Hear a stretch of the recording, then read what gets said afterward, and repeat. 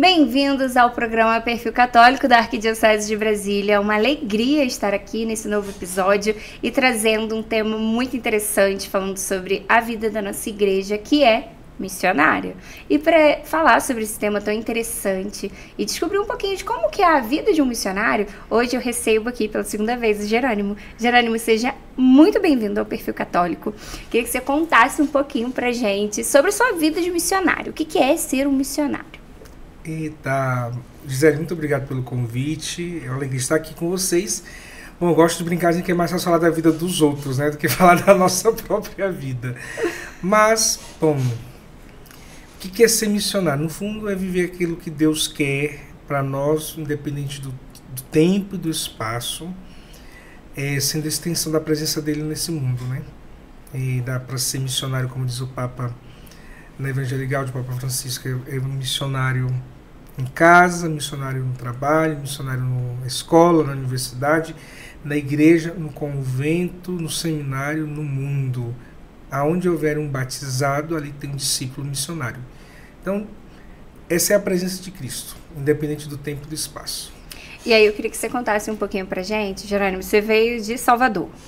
Não, Porto Seguro. Porto Seguro. Porto Seguro. Então, tá pertinho. Mas me conta, como é que é, assim, a sua vida? Você nasceu lá em Porto Seguro e aí, de repente, você se vê como missionário. Como é que foi isso? Então, eu, na verdade, não nasci em Porto Seguro, nasci numa outra região chamada Santa Luzia, que fica ali aproximadamente 300 quilômetros de Porto Seguro. Minha família hoje mora em Porto Seguro. E com 17 anos, na verdade, eu saí de Santa Luzia para o seminário. Com 17 fui para o seminário. Aí eu, no seminário, fiquei 3 anos, cursei a filosofia. E no dia 14 de setembro de 2008, precisamente no dia da festa da exaltação da Santa Cruz, eu fui convidado a deixar o seminário, porque, pelo discernimento do meu bispo, eu não tinha vocação para a vida sacerdotal. Foi assim, foi terrível, foi muito triste, porque eu não imaginava que eu não tivesse vocação. Sempre acreditava que tivesse vocação para o sacerdócio ministerial. Beleza. Saí e fui fazer discernimento vocacional para Canção Nova, porque eu vim da espiritualidade da renovação carismática, fui forjado e formado na RCC, fiz o caminho vocacional, fui para a comunidade Canção Nova, entrei lá em 2010, morei lá 2 anos aproximadamente, tive a graça de conviver ali com o Padre Jonas, então aprendi muito naquele tempo, mas eis que no dia 14 de setembro de 2011, 3 anos depois, recebi da comunidade o discernimento que eu tinha até elementos para a vocação missionária, mas não tinha para a vocação comunitária. E aí deixei a Canção Nova. Nesse intervalo de tempo, fui para Porto Seguro morar com minha mãe. Eu já não morava mais em Santa Luzia. E 2011, entre agosto de 2011 e setembro, né? Entre agosto e dezembro, eu fiquei vivendo uma espécie de limbo espiritual, uma tristeza, e me perguntando, Senhor, o que será da minha vida? Perguntando o sentido da minha vida, porque havia ali uma frustração. Uma frustração pela primeira experiência vocacional e uma frustração pela segunda. E eis que um belo dia minha mãe entrou no quarto e falou assim, olha, você sai desse quarto porque não vai dar certo, tu tá morrendo e tá me matando. Ai, meu Deus. E daí eu falei assim pra ela, eu lembro que eu disse, então vai morrer os dois, porque eu não vou sair daqui e tal. E ela chamou um padre pra me dar uma bênção. Ela falou, dá uma bênção nesse menino, tira ele do quarto pra ver se ele reage. Daí, bendita a bênção do padre, porque depois desse dia eu fui para um retiro, a convite desse padre. E depois desse retiro, aí começa a grande virada na minha vida. Porque depois do retiro lá em Porto Seguro, o padre disse assim, olha, eu queria que você pensasse em um projeto para os jovens, de formação permanente para eles não deixarem arrefecer esse fogo do encontro. E daí eu pensei, o que eu vou entregar para esse padre para me livrar do padre? Porque eu não queria me comprometer. Aí eu lembrei na hora do que minha avó tinha me ensinado, que nunca negasse um pedido de um padre, porque era Cristo pedindo. Falei, meu Deus, e agora? Aí, um dia, assim, do nada, eu ligo a televisão na TV Canção Nova e tava passando um programa sobre o Cat. E daí eu falei, caramba, eu lembro que quando eu tava na comunidade eu vi esse livrinho. No Brasil não tinha chegado ainda. Pesquisei e tal, e aí eu montei um esqueminha de estudo do catecismo baseado nesse livro e fui para a reunião entregar ao padre. Todo empolgado, porque eu queria, na verdade, me livrar do padre.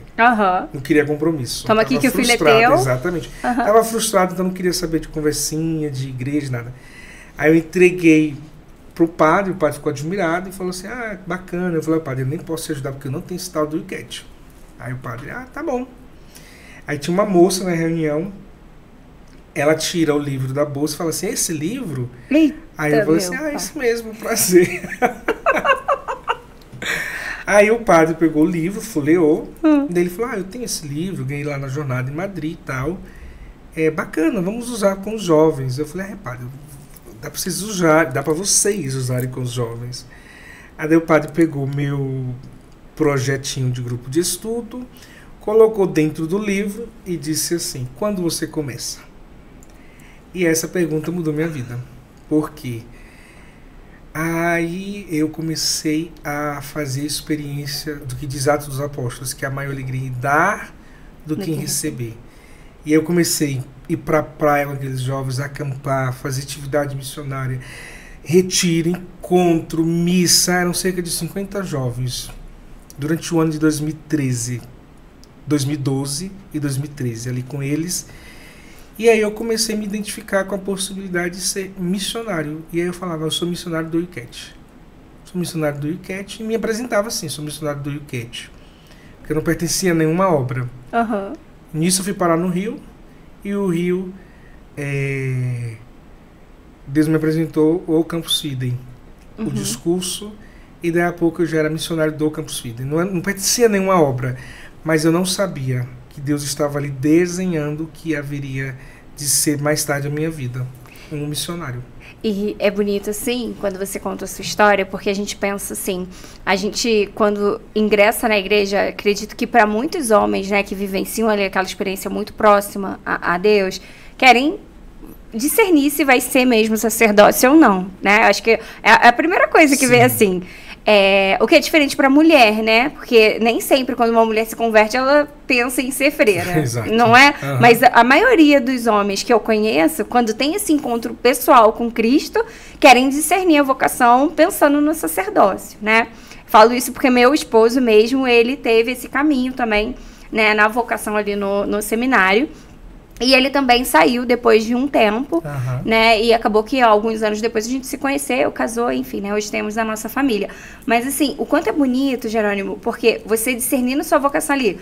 Não, olha, Jerônimo, não é aqui que eu preciso de você para servir. Olha, na Canção Nova, também não é aqui. Porque se você tivesse ficado ali, o Campus Fidem não existiria.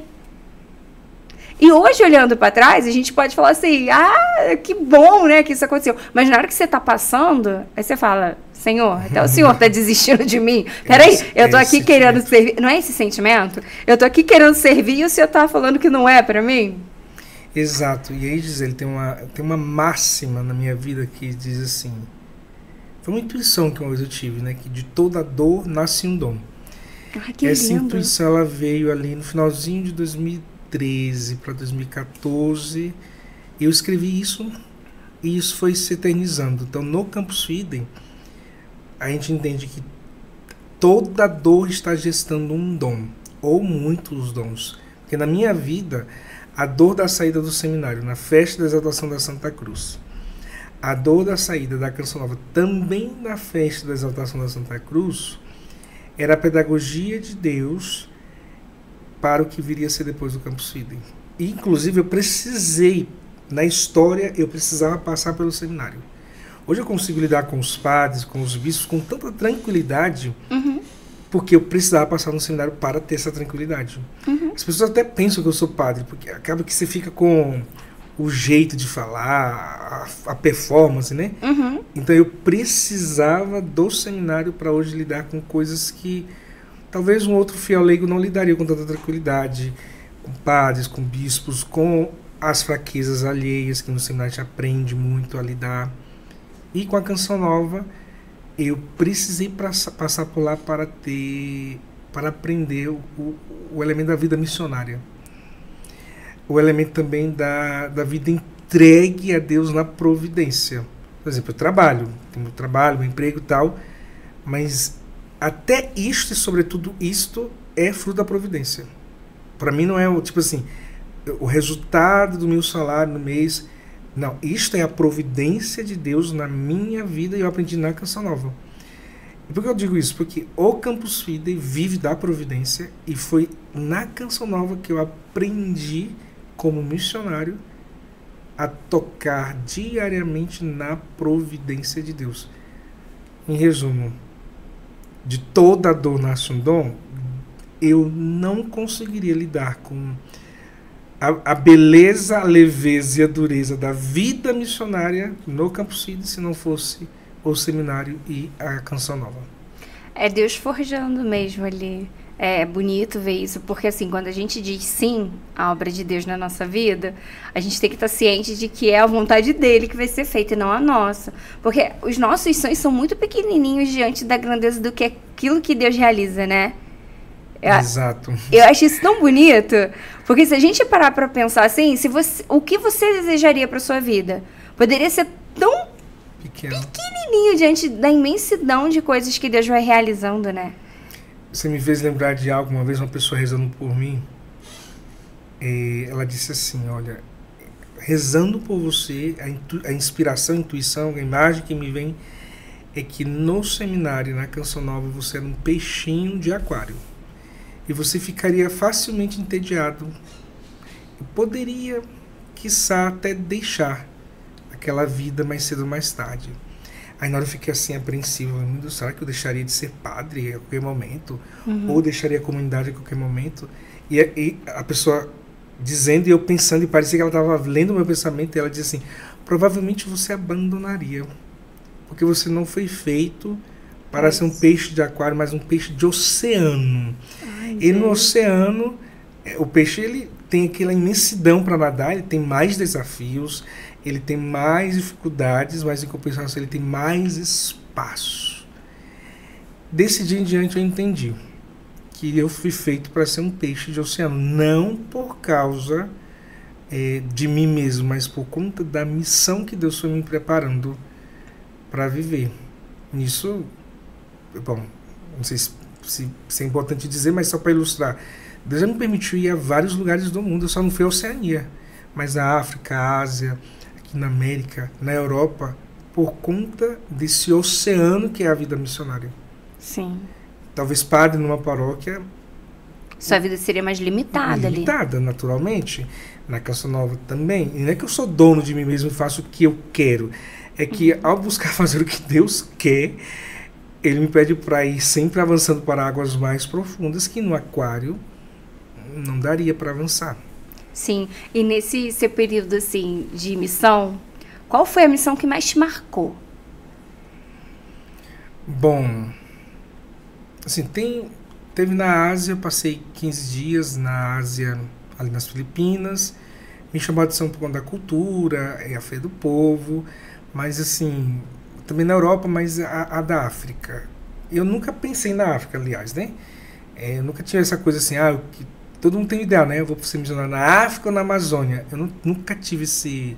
desejo? Não, para mim, qualquer lugar é missão. Por exemplo, estar aqui hoje no podcast é tão missão quanto ir no Sol Nascente da formação, quanto pegar o avião e ir, sei lá, para a Alemanha. No fundo, é o coração de quem eu vou encontrar, independente do tempo e do espaço. A África, então, não era um lugar que passasse no meu pensamento. Mas, ao mesmo tempo, eu sabia das dificuldades que a igreja na África vive. E aí, um belo dia, eu estava em paz, assim, de férias, de recesso, e meu telefone toca, era um padre amigo me dizendo que precisava de um professor na África de bioética e que ele havia indicado meu nome. E daí eu falei assim, impossível, eu estou no doutorado, eu não posso viajar, e eu tenho muitas atividades aqui em Brasília, eu não posso. Daí ele falou, não, mas é só um mês. Aí eu falei, tá, mas mesmo assim, um mês...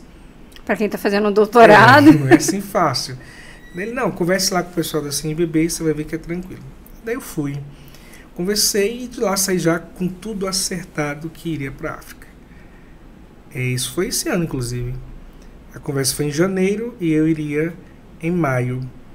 E assim eu fui. Cheguei lá e aí eu fiz o quê? Eu ficava somente com o que as pessoas falavam, mas eu não queria pesquisar nada, porque eu não gosto da expectativa. Eu gosto de viver, de mergulhar e deixar ser surpreendido. Então era o terceiro país mais pobre do continente africano.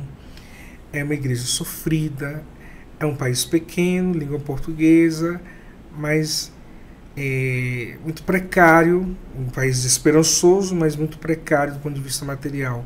Frutífero espiritualmente, mas precário materialmente. E aí, quando as coisas se cruzam, então é um povo pobre, né, no sentido mais pleno do termo.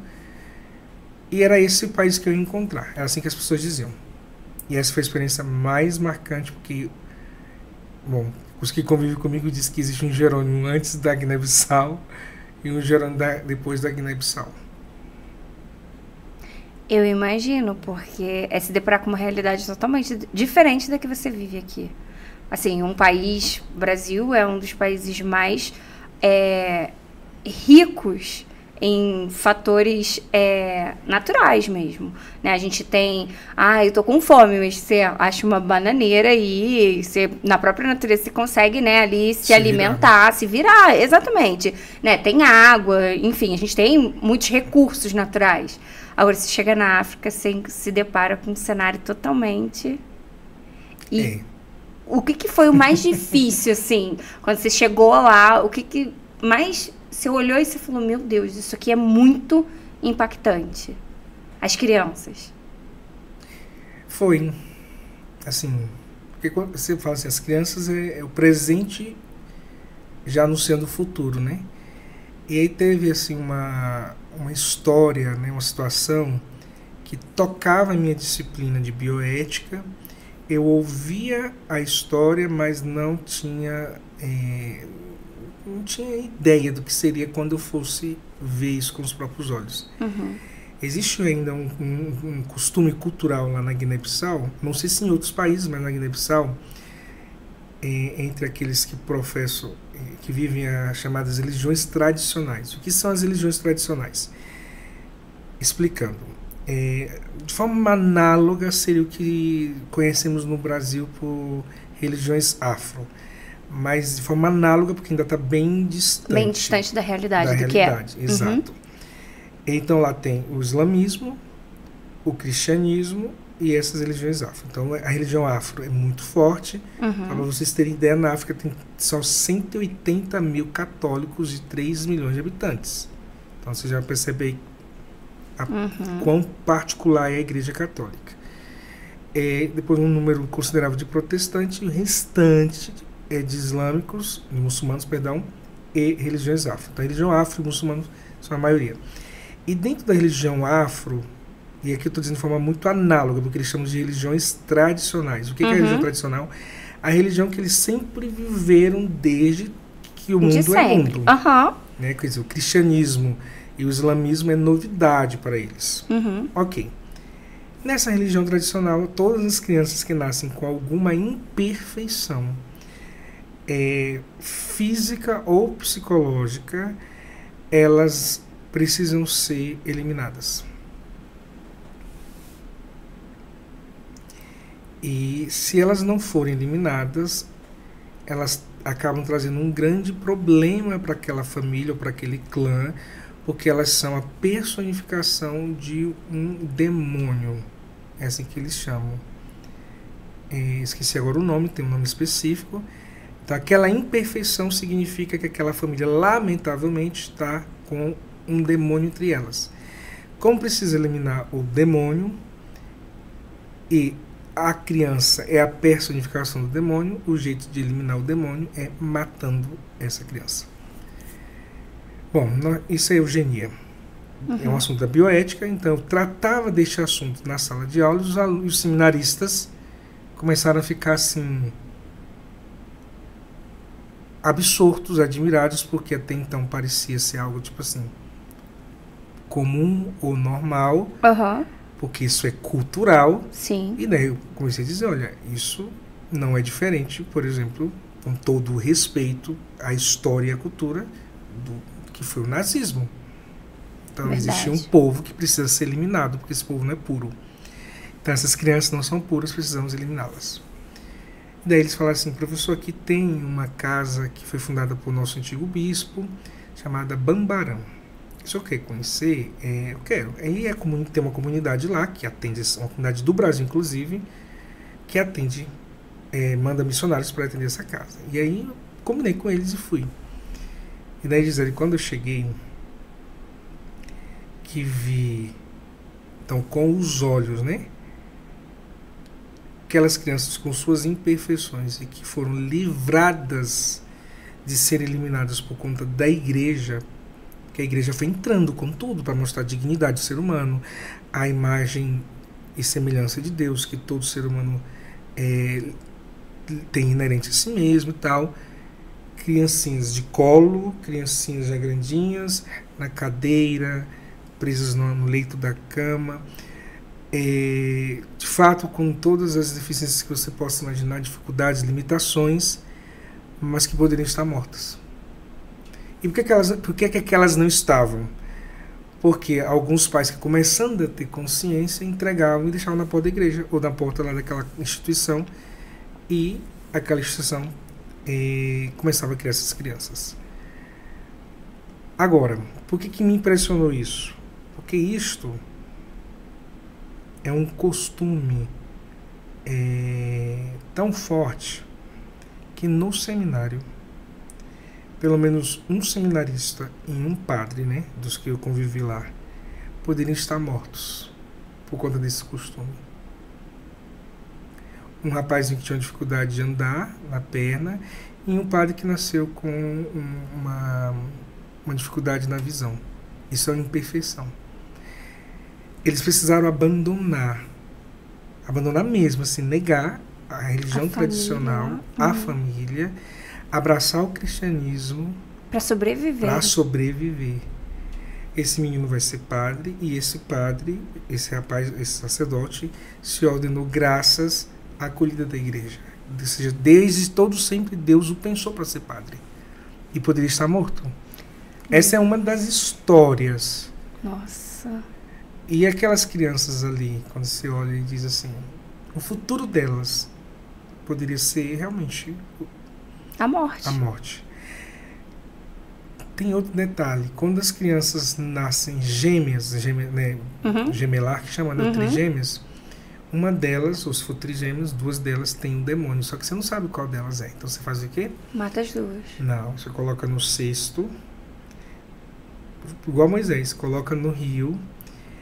A que cair no rio é porque Deus das águas, enfim, não sei como é que eles chamam, veio para livrar a terra do demônio. E aí sobreviveu aquela que é a bênção da família. Misericórdia. E aí muitas dessas crianças morrem assim, porque elas vão se debater, elas vão, um cesto e tal, e vão morrer afogadas. E aí eles entendem que o afogamento é a justiça dizendo que está livrando a terra daquele mal. Então, assim, é um povo culturalmente na era primitiva ainda. Sim. Porque eles entendem que essa é a maneira de viver. E falam isso com muita naturalidade. E aí a gente percebe o quanto a igreja precisa se fazer presente nesse lugar. Porque imagine você quantas crianças já morreram. Nossa, olha, você falando isso, eu me lembrei uma vez, lá em Petrópolis a gente tem uma comunidade que se chama Comunidade Jesus Menino, Comunidade Católica Jesus Menino. E lá, todos os filhos da comunidade, eles são crianças e jovens, né, que foram vítimas de tentativa de aborto. Então, assim, eles nasceram com diferentes questões físicas e até psicológicas, mentais e tudo, né? Então, assim, são várias crianças, né? O Tônio, que é o fundador da comunidade, ele adotou legalmente, ele é pai mesmo. São, se eu não me engano, hoje são 46 filhos, né? Fazia parte da comunidade quando morava em Petrópolis. E assim, a gente vê ali o agir de Deus na vida daquelas crianças através da vida, né, de doação daqueles celibatários que vivem ali na comunidade, sabe? Que se tornam pais e mães, né, daquelas crianças. E aí teve um dia que a gente fazendo lá um trabalho da comunidade, que a comunidade fez 30 anos, então a gente estava produzindo todo um material, que ia ter um show grande na cidade, tudo. E aí eu vi tipo um memezinho, e tava assim, era uma mulher e um homem reclamando com Deus, falando pra ele, poxa, mas por que há tantas coisas aqui, tantas doenças que a gente não resolve, que não sei o quê, né? Eram 2 cientistas. E aí ele vira e fala assim, olha, se vocês não tivessem matado tantos que eu já enviei, vocês teriam a solução para tudo. Então, assim, é algo que me toca muito, essa realidade, né, do aborto em si, que é uma covardia, que para mim, assim, meu Deus, de tudo, assim, para mim é dos pecados, assim, mais graves, assim, né? Mas também, não por maldade deles, mas por cultura e por não conhecer a palavra, né, por ignorância, também matarem crianças, sabe? Quantos desses, como você disse, né, sacerdote que seria morto ali, mas também quantos cientistas, quantos médicos, quantas mães, quantos pais, quantas pessoas deixaram de existir também por conta da morte dessas crianças? Sim, porque no fundo, à medida que você vai eliminando todo um futuro de possibilidades, ainda que tenha de fato o diagnóstico de limitações, de deficiências, de doenças, seja na área psíquica ou física, mas a dignidade da pessoa humana, ela é essencial, ela não é acidental.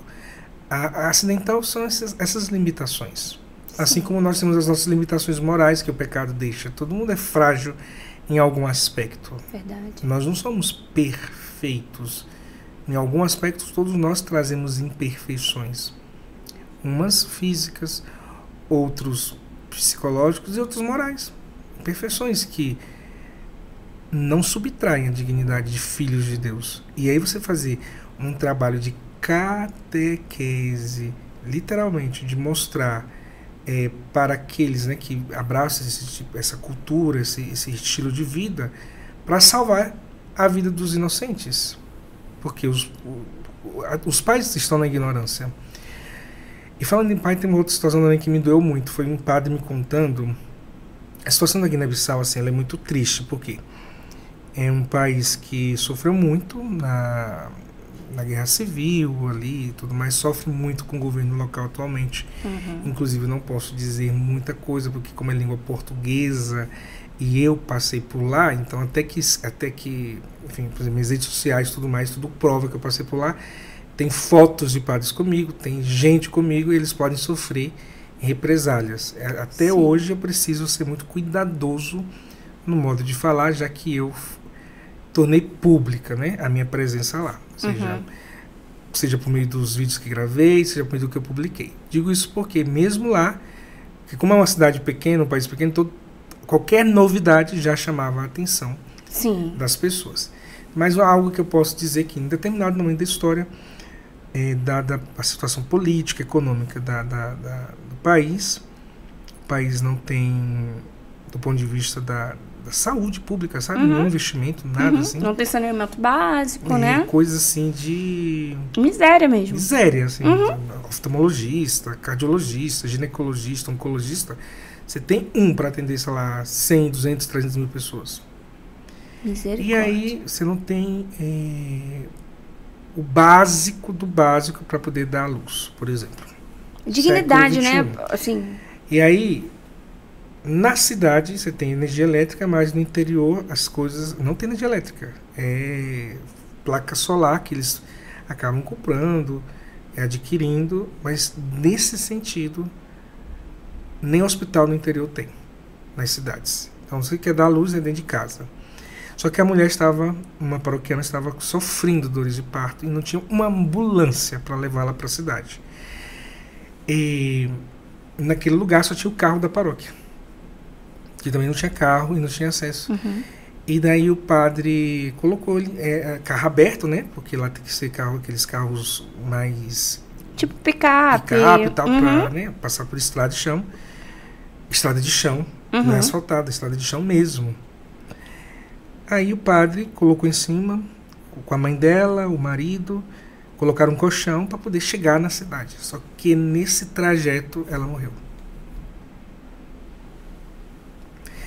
E ela morreu, Gisele, por uma única irresponsabilidade. Qual?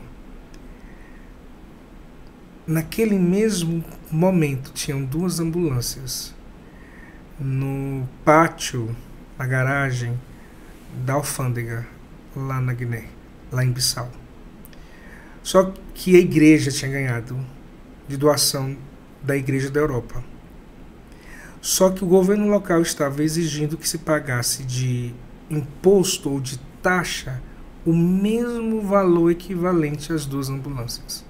Então vamos colocar aqui, digamos que a ambulância fosse 500 mil reais, a igreja tinha que pagar 500 mil reais para poder tirar a ambulância do pátio da alfândega. Gente, isso é um absurdo tão grande, né? Essa mulher morreu por causa de uma ambulância novinha lá no pátio da alfândega. Está lá até hoje, já está, naquela ocasião já estava há 1 ano e continua lá, porque a igreja é pobre, então ela pede ajuda quem tem para poder. E aí está se fazendo uma campanha agora para poder tirar a ambulância da alfândega. Gente, mas isso é tão absurdo, porque você pensa, a ambulância ela vai prestar um serviço para a população. Na verdade, seria dever do Estado garantir que aquela mulher tivesse acesso a uma saúde digna. Uma vez que o Estado não está cumprindo seu papel lá, a igreja vem como mãe que é para cuidar de seus filhos. E ainda assim, o Estado quer cobrar da igreja por algo que ele deveria fornecer. Fazendo. Gente, é desse nível, sabe? Os padres lá não têm prolabore, como a gente tem no Brasil, a Congra, né, como chamam. Sim. Por quê? Porque não tem de onde tirar dinheiro. Eles têm que dar na oferta, eles não têm plano de saúde. E diga-se de passagem, os padres são um dos homens mais inteligentes do país, porque eles estudaram filosofia, teologia, alguns foram para fora, fizeram mestrado, doutorado. Então eles são bem temidos, porque são inteligentes, porque sabem ler e escrever. Lá as pessoas não são alfabetizadas. Você coloca, sei lá, o ministro da Educação, o ministro da Defesa, é uma pessoa semi-analfabeta que não estudou, mas é porque é de confiança do governo, ele está lá. E os padres então são bem temidos, são poucos padres, cerca de 30, 40 padres no total. E os padres do seminário, para você ter ideia, é tão precário que os padres do seminário, que são formadores, eram 5, cada um deles tinha paróquia também na cidade ou na zona rural, dada a escassez de padres, e nenhum deles tem plano de saúde, nenhum deles tem congra, eles vivem, nenhum deles tem casa paroquial, nenhum deles tem funcionária. Eles têm carro porque é o carro do seminário, e eles celebram numa alegria, porque eles entendem que de alguma maneira o povo ainda olha com esperança para a igreja. Isso é lindo. Eu acho que o que pode nos tirar tudo, né? Menos a esperança, sim. Menos a esperança. João Paulo II teve lá na década de 90 visitando, porque é um povo sofrido, e aí foi interessante assim, eu passei, fiz o trajeto que ele fez, né? Ele ficou no seminário, eu vi que ele no seminário também, e depois fiz o trajeto que ele fez para visitar uma região afastada da cidade, onde foi inaugurado um hospital para leprosos, que é muito comum lá as doenças de pele e tal. E daí a estrada, Gisele, a estrada era horrível, assim, sabe? Horrível, muito buraco, muita poeira. Era um negócio assim, e daí eu falei assim, ué, padre, mas sempre foi assim? E ele disse, não, asfaltaram só no dia que ele chegou, para ele passar, e depois nunca mais, faz 30 anos, nunca mais asfaltaram de novo. É um descaso. E essas pessoas, elas vivem desse modo, abandonadas. Lá não tem uma indústria, não tem uma empresa, não tem uma fábrica, não tem saneamento básico com dignidade, você não tem comida plantada, tudo é importado, porque a terra também não é tão produtiva nesse sentido. Coisas assim básicas para um ser humano dizer: hoje eu comi, hoje eu dormi e fiquei bem. Não, é manga, no período da manga, muita manga, foi o meu caso. Caju, as coisas que a natureza vai dando por si. Mas arroz, macarrão, não. Tudo isso é importado, porque o país não tem uma fábrica, uma indústria. Tudo é importado. E aí, uma vez que é importado, os ricos têm acesso. Eu lembrei agora, um pacote de arroz equivale a 80, de 1 quilo equivale a R$80 para nós. Misericórdia! Uma como que a pessoa vai ter dúzia de acesso? ovos, uma dúzia de ovos equivale a R$48 para nós. E na hora de fazer a conversão, a gente né, conseguia ver isso. Então, as pessoas elas têm uma fome de justiça. E os padres não podem falar muito sobre isso no púlpito, porque eles são vigiados. Então eles fazem como? No confessionário. Na catequese ali. Porque no púlpito você nunca sabe se tem alguém na assembleia gravando, que já aconteceu. Do bispo ser silenciado, dos padres serem silenciados. Porque a igreja passa a ser uma voz que incomoda o sistema, digamos, de governo, de economia local. Olha, mas vou te falar, ouvindo isso, dá aquela sensação, né, de, meu Deus, o que a gente pode fazer por essas pessoas, mas também dá aquela sensação de orgulho, de falar assim, gente, que bom pertencer a essa igreja que se faz presente em todos os lugares e que é mãe mesmo, ela tá ali para cuidar, sabe? Porque, assim, eu acho que não existe, assim, situação pior nessa vida do que uma mãe imaginar um filho sofrendo. Não existe, sim. Sabe? Como mãe, eu posso dizer que, meu Deus, só de imaginar os meus filhos sofrendo me dói muito mais, né? Do que vê-los sofrendo. E pra igreja, né? Pra mãe igreja, ver os seus filhos passando por miséria. Gente, é assim, sabe, Jerônimo? É uma dor, é um sentimento, assim, de revolta, né? De falar assim, gente, tantas pessoas têm tanto, e por conta só do poder, né? Da ganância. Tipo, é aquela imagem mesmo que a gente tem, que retrata bem a ganância, assim, é uma imagem até bem famosa. Agora eu me esqueço quem foi que produziu essa imagem. Mas é a imagem ali, né? Que a mesa, ela é constituída por corpos e em cima tem um banquete. Não sei se você já viu essa imagem na internet. É exatamente essa imagem que me vem à cabeça, de uma ganância sem freio, sabe? Como que você consegue dormir sabendo que ali a sua cama, a sua água, a sua comida está sendo paga pelo preço da vida de tantas pessoas que estão sendo ceifadas, sabe? À medida que você fala, me lembrei agora da cena que... essa cena ela se eternizou no meu coração. O padre me levou para visitar uma outra região da cidade. E aí quando eu cheguei lá, era a casa de uma senhora. Essa senhora, ela é ateia. Ela não acredita em Deus. Ela não é nem adepta das religiões tradicionais. Ela simplesmente não acredita em absolutamente nada. E aí eu cheguei, estava o seu neto na porta. O nome dele é Dominique. Aí ele foi lá, vestiu a camisa que tinha, que era uma visita, né? Que estava chegando na casa dele e tal. Uma casa de tijolo de barro. Eu lembro porque eu já vivi numa casa de tijolo de barro na roça. Então quando eu cheguei eu falei assim, meu Deus, é tão familiar isso. Só que eu vivi isso na década de 90. Imagina, 90, 91, 92. 2025 você vê uma casa assim. E daí ela muito magra. Magra. Aí eu perguntei se tinha alguém, né, que tinha um pé de manga, umas galinhas e uns porcos. E era isso que tinha na casa. E daí eu perguntei assim pro neto dela se eu podia abraçá-la. Porque eu não tinha dinheiro para dar. Então eu pensei, meu Deus, tipo assim, o que eu vou fazer aqui? Não quero só ver isso, né? Tipo assim, acho tão sei, não quero ver isso, depois falar sobre isso e não deixar nada aqui. Mas eu não tinha dinheiro e pensei, a única coisa que eu posso dar é um abraço, que isso eu tenho para dar. E daí ela não falava português, falava o dialeto local, e aí eu pedi pro filho dela, né, dela perguntar se eu podia abraçá-la. Aí ela começou a chorar. Aí daí eu falei, meu Deus, acho que eu falei algo de errado, né? Aí daí eu perguntei pra ele assim, por que ela tá chorando? E daí ele disse assim, porque ela não lembra o dia que alguém quis abraçá-la. E ela tá sem graça, com vergonha. Aí eu falei, não. Aí eu fui abraçar. Quando eu abracei essa mulher, eu achei que eu tava quebrando ela todinha, de tão frágil.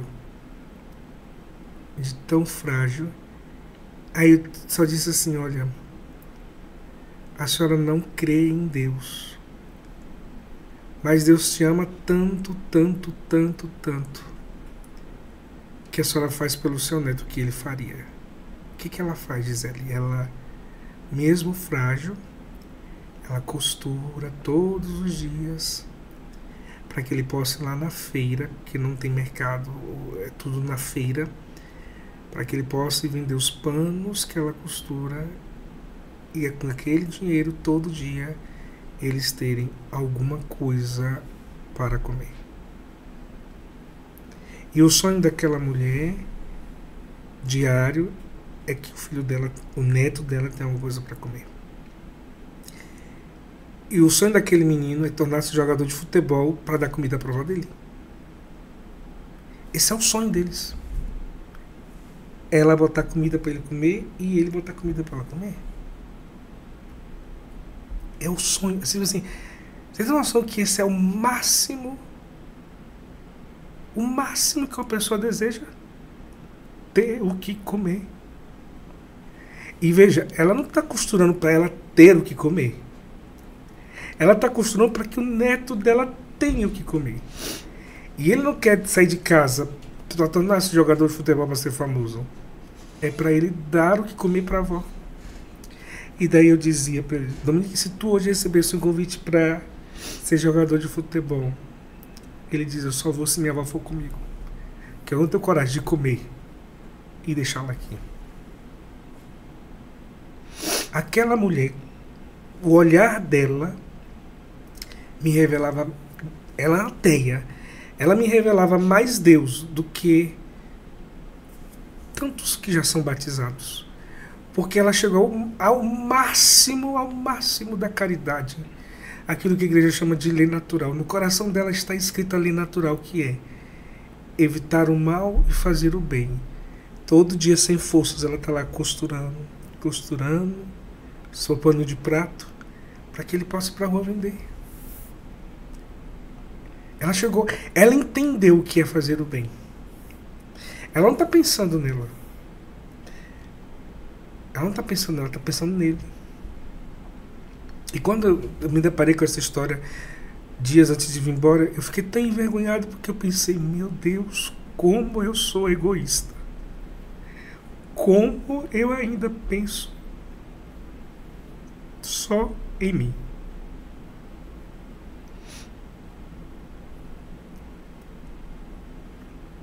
Porque o contrário do amor não é o ódio, é o egoísmo. Ele não tem coragem de ir embora e deixá-la morrer de fome.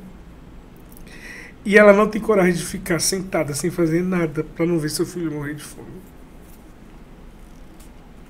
Essa foi uma das histórias mais impactantes que eu pude tocar, porque eu vi o amor encarnado. Pode ser que passe 10 anos, a imagem dessa senhora, a imagem desse menino vai ficar gravada. Ficaram gravadas para sempre no meu coração, porque era Deus falando para mim, Jerônimo, como você ainda é egoísta. E eu não falo isso com alegria, ao contrário, me envergonho de poder ter visto no olhar daquela teia o máximo que a caridade cristã chega, que é você negar a si mesmo para que o outro tenha vida. Que é você morrer para que o outro tenha vida.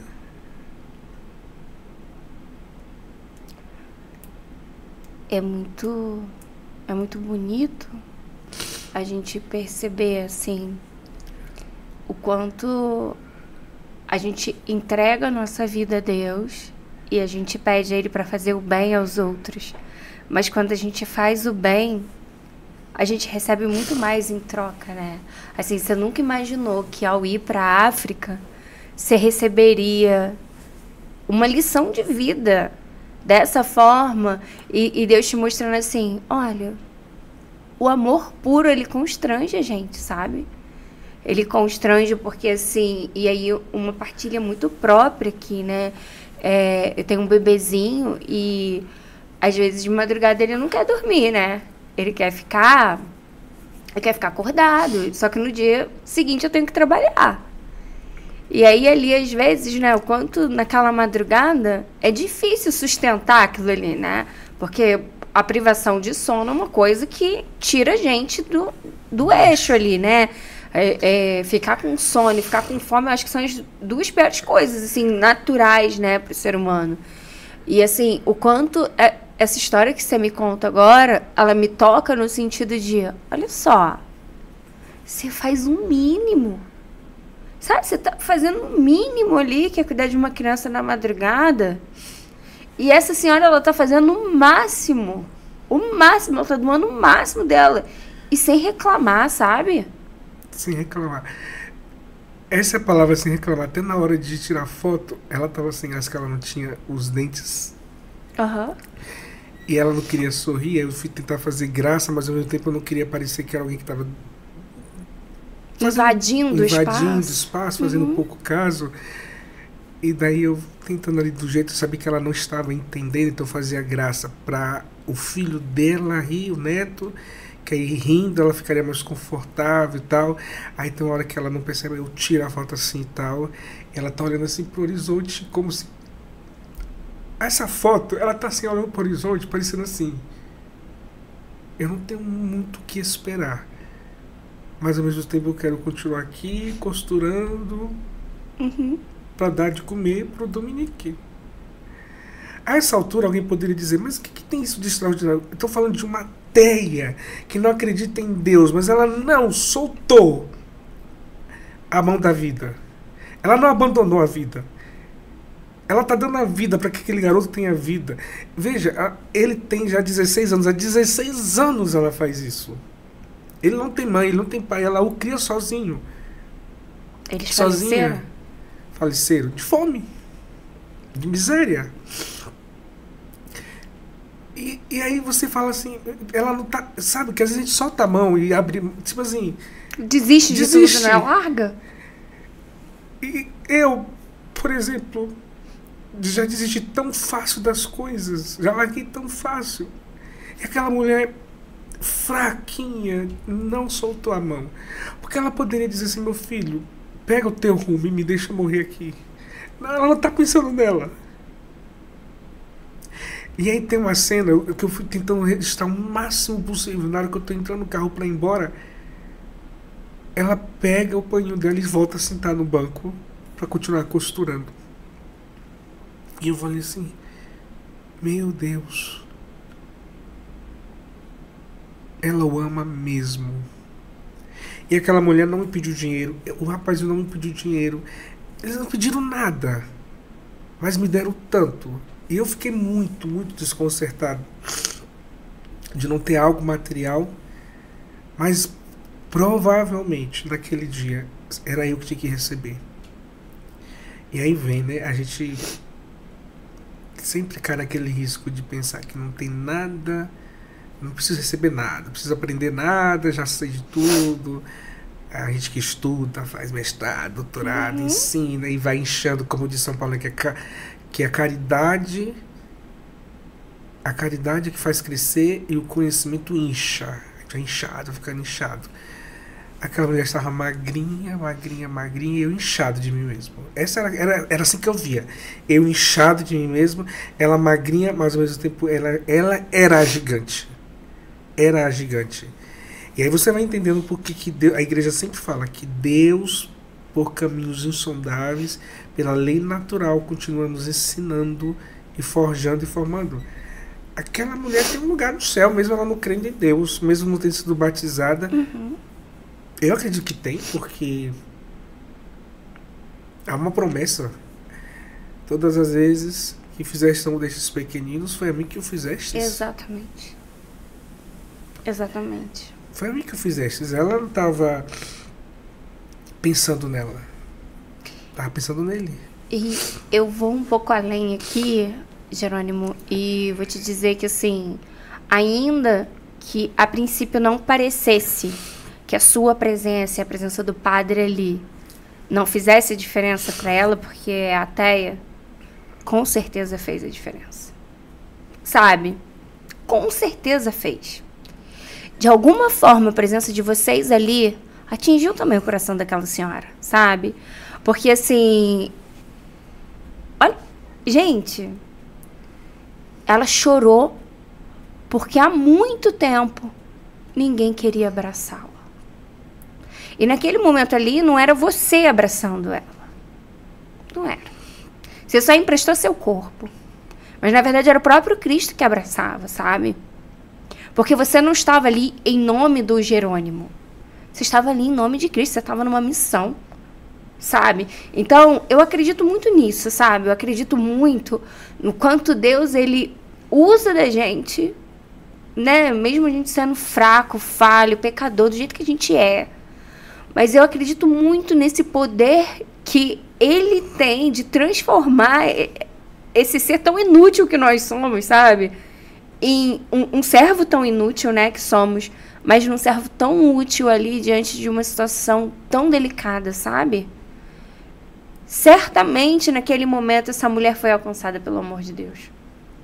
Ainda que ela não tenha verbalizado, ainda que ela não tenha falado, ainda que ela não tenha se tocado disso, sabe? Porque tantas vezes o amor de Deus nos toca em situações que a gente nem espera. Por exemplo, eu não vivenciei essa história, mas hoje eu tô sendo tocada por ela. Sabe? Tô sendo tocada por ela através de uma experiência que você teve, do seu olhar com isso. E quantas pessoas que estão nos assistindo agora, estão nos ouvindo agora, também estão sendo impactadas por essa história. Sabe? E o quanto isso me faz olhar para essa madrugada que eu passei agora, porque eu dormi 2 horas essa madrugada inteira. O quanto isso me faz pensar agora, nesse exato momento, no quanto eu preciso saber servir.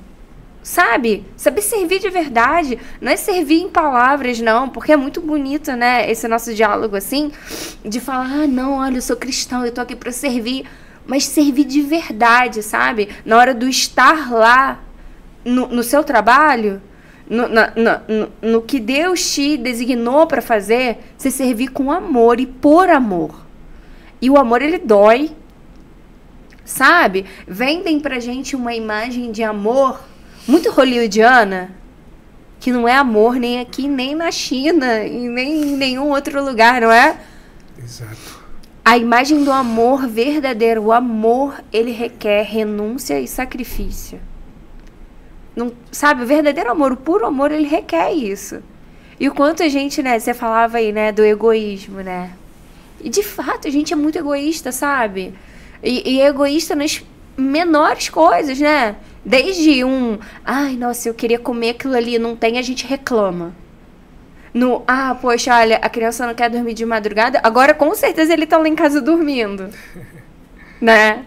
É muito engraçado, porque assim, ele não dorme de madrugada, mas na hora de eu sair pra vir trabalhar, ele decide dormir. E aí vem aquela vozinha por dentro, né? Ai, que vontade de ir lá e cutucar e fazer acordar pra ficar acordado pra de madrugada ele dormir. Não é? Sim. Assim, sabe? E o quanto essa história, ela vem também forjar não só em você que vivenciou isso, mas em mim e em tantas pessoas que hoje nos assistem, né, e nos escutam agora, no quanto a gente precisa ser forjado no amor verdadeiro, sabe? Porque só assim, só sendo constrangido dessa forma, porque agora eu realmente estou constrangida aqui, sabe? De falar assim, gente, como eu preciso amar de verdade. Né? O quanto o nosso amor é muito falácia, sabe, Jerônimo? É óbvio que, né, como mãe, amo meus filhos mais do que tudo. Mas, olha só, o puro amor, como ele exige essa renúncia, sabe? Gente, é lindo, é constrangedor. E assim, e traz também um sentimento pra gente de tipo, como a gente ainda é tão medíocre, longe. No fundo é isso. Esse é meu exame de consciência depois da África. Eu digo, meu Deus, eu tinha um péssimo hábito assim de reclamar, às vezes de forma infundada, de muitas coisas, sabe? Mesmo no Campus Vida e agora na Fatel, tá? Enfim, ficava assim reclamando e tal. E aí as pessoas que convivem comigo dizem, né? Então, eles dizem, nossa, o Jerônimo tá reclamando menos. Na verdade, eu não percebi que estava reclamando menos, mas eles dizem que sim. E eu sei que foi por conta disso, que você começa a ficar envergonhado de coisas assim. Vou dar um exemplo assim básico. Eu tava, antes de viajar, ficava reclamando demais da casa onde a gente está morando hoje, ficava reclamando, falta isso, falta aquilo, não sei o que e tal. A gente mora numa casa paroquial, eu ficava reclamando de coisas que supérfluas, sei lá, desde, podia ter mais uma mesa, podia ter uma escrivaninha no quarto, podia ter uma cama, não sei o que, coisa assim. E aí eu tinha, assim, de forma despretensiosa, eu tinha feito assim, aquele compromisso assim com Deus, falando assim, não vou ficar reclamando, porque as pessoas aqui não tem, né? Tipo, não tem água potável, é água importada, pra você ter ideia, ou então você bebe água do poço. Ela é muito comum, água de poço. Então eu falei, não vou ficar reclamando, mas também não vou ficar assim, com aquela noia de tipo, não vou reclamar por causa da África, nem mais ficar assim, não, vou mudar meu modo de pensar. Uhum. E tem um detalhe que eu tenho uma visão, assim, eu tendo a ter a visão espiritual das coisas, né? Qual foi o detalhe? É que antes de eu viajar, lá em casa, aparecia com muita frequência, quase todos os dias, escorpiões. Muita. E aquilo me fazia reclamar demais da casa paroquial. Não, e ter medo paróquia, também, né? Ter medo, não ficar aquela coisa assim, apreensivo, meio neurótico, sabe? Claro. Eita, a menina que trabalha lá em casa, funcionária, também encontrava, ela no tapete e tal, e ficava aquela coisa assim. Uhum. E aí lá um dia, rezando, eu falei assim, quando eu voltar, eu não quero mais reclamar da casa paroquial, mesmo que apareça escorpião, eu não vou mais reclamar, eu vou chamar o dedetizador de novo, pela 5ª vez, vamos viver e não vou reclamar, porque até então ninguém foi mordido, então aquele sentimento tipo assim, de resignação, uhum.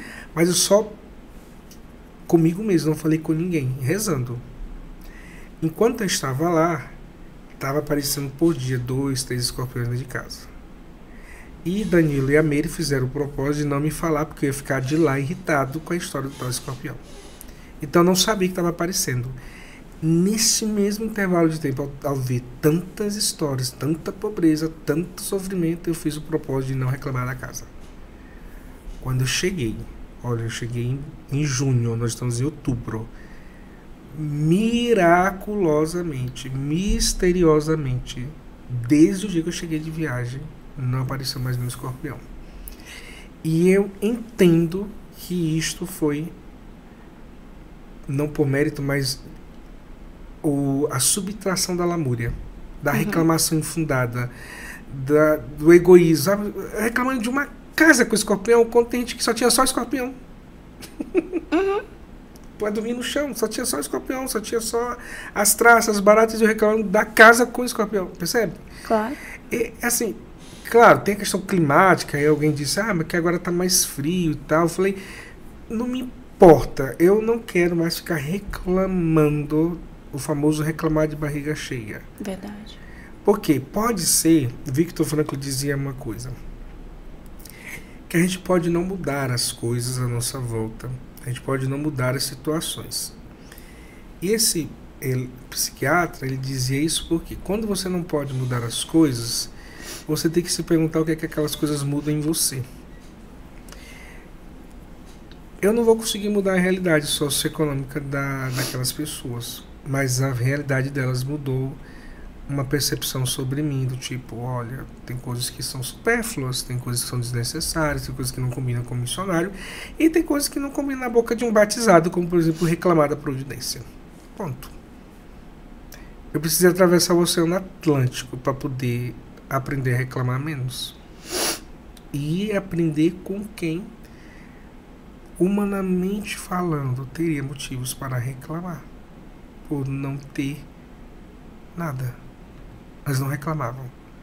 Eu não cheguei em um lugar para as pessoas estarem reclamando. Ninguém reclamava de nada. Ninguém reclamava de coisa alguma. Ninguém murmurava, ninguém maldizia Deus. Ninguém. Até para falar do sistema governo local, eles eram prudentes. No sentido de dizer, mas é assim mesmo, vai ter eleição, vai mudar. Não era um povo revoltado. Era um povo diferente. É um povo de esperança. João Paulo II tinha razão quando dizia que a África é o continente da esperança. É o continente da esperança, porque, Gisele, nem água eles têm e nem por isso eles reclamam. A água é do poço que você cava no quintal da sua casa. Se tiver água, bem. Se não tiver, você vai ter que pegar água do vizinho. E se você quiser tomar água potável, você tem que comprar. Tem noção? Em século XXI. Não tem água para cozinhar, para se hidratar. E eu reclamando, e tem gente que nem água tem. A gente é missionário para Deus formar a gente. Não é para a gente formar os outros, não. Essa foi a maior lição que eu entendi na África. Deus nos chama para ser missionários, para Ele nos formar. Nos formar. Nossa, gente, olha, que programa. Eu tô aqui até sem palavras, Jerônimo. Te agradecer por trazer pra gente toda essa vivência, né, que você teve na África e com certeza gerou muitos frutos aqui. Através desse programa eu tenho certeza que muitas pessoas vão aprender a reclamar menos. Inclusive eu sou a primeira a dizer. Isso vai me fazer, quando eu estiver lá na madrugada, morrendo de sono, querendo descansar, eu poder entregar isso para Deus, até pelo sofrimento dessas pessoas, sabe? Então, assim, a gente tem que aprender a ser cristão de verdade, não só na fala, né? É sentir na pele, sabe? É o vestir a camisa de falar assim, olha, eu vou sofrer, eu quero sofrer por essas pessoas também, sabe? Eu quero entregar esse sofrimento que é mínimo perto do que elas passam, mas entregar a Deus por elas, sabe? Para que Deus possa providenciar através de um melhor governo lá, né? Deus tem, né, seus meios. E a nós cabe aqui interceder, né, e pedir a Ele para que Ele possa prover o quanto antes para aquelas pessoas. Olha, obrigada pela tua participação.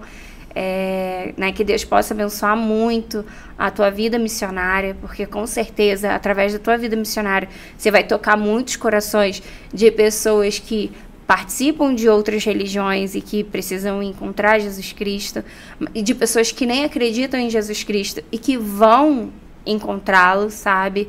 E que, assim, a tua vida seja uma resposta mesmo de amor, sabe? De amor, de trazer mesmo esperança pra gente também, porque através da tua vida a gente também aprende muito, né? Quando você disse, às vezes a gente acha que a gente sabe tanto, né, sobre Deus, sobre o amor, sobre tudo, e na verdade a gente é só uma criancinha ali, caminhando devagarinho ali. Obrigado, Gisele. Reze por mim. Amém, com certeza. E é um convite que eu faço a você também, né, que nos ouve, que nos assiste, que reze muito pela vida de todos os missionários da igreja, porque a gente vive uma realidade hoje no mundo de que cada vez mais as pessoas precisam ter esse encontro pessoal com Jesus Cristo. E esse encontro pessoal com Jesus Cristo, ele também perpassa pelo sim dessas pessoas que seguem em missão para levar e anunciar mesmo o Evangelho.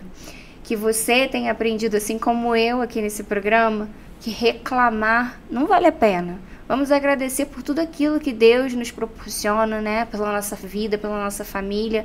E pedir a Ele que Ele possa conceder muitas graças também para essas pessoas que hoje não têm as mesmas oportunidades que nós temos. Paz e bem, a gente se vê no próximo programa.